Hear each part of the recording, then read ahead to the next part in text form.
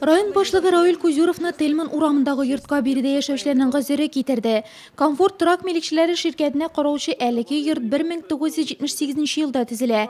2005 елда түбәсе алыштырыла. Берничә ел элек подъездларда агымдагы ремонт уздырылган.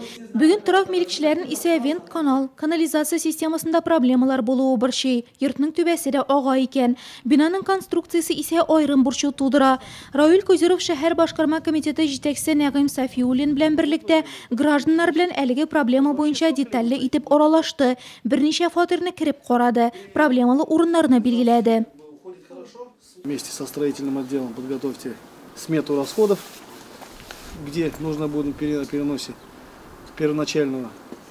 Обследуйте крышу.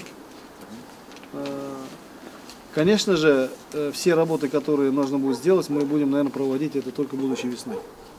Рауль Кузюров йортның конструкциясын тикшерү өчен җаваплы затларга торак инспекциясын җәлеп итүне йөкләде.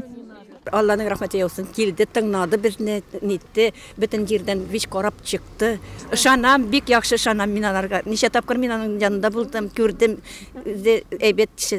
В общем, короче говоря, теге дөресен әйткәндә ышанабыз.